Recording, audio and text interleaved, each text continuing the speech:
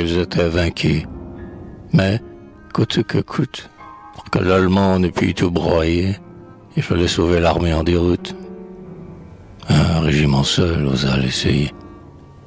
On le vit, ayant toutes les audaces, sur un terrain nu posté sans faiblir, défiant ainsi les profondes masses qui, de toutes parts, venaient le saillir. Et s'il résistait, seul tenait tête à leur flot pressé pareil à la mer, c'est qu'il espérait grandir les défaites dont le souvenir serait moins amer. Le combat fut long, implacable, horrible.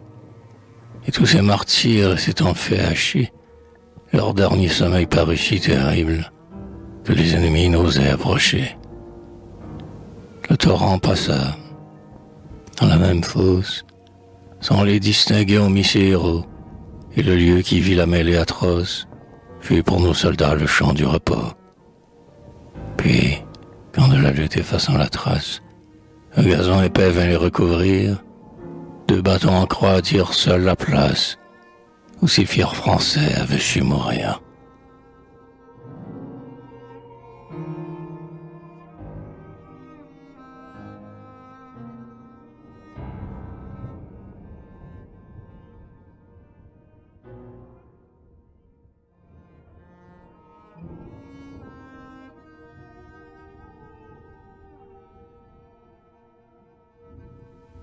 Or, 12 ans après, sur cette colline, que les Allemands voudraient oublier, la petite croix, ayant pris racine, était devenue un grand peuplier.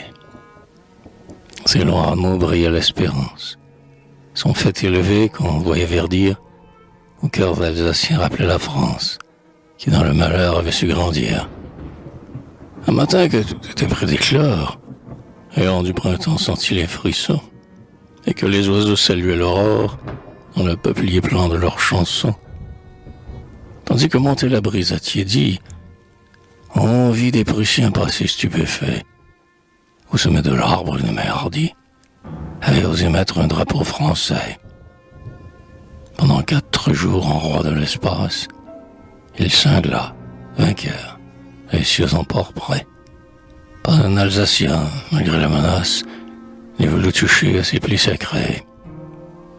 En vain, des soldats tentaient l'aventure. Ils flottaient toujours par les vents battus. On dut ordonner, pour venger l'injure, que le peuplier y serait abattu. Le tronc fut haché jusqu'au ras de terre. Mais le lendemain, sur ce fier débris, les lourds Allemands, blêmes de colère, lurent en français: mort pour son pays.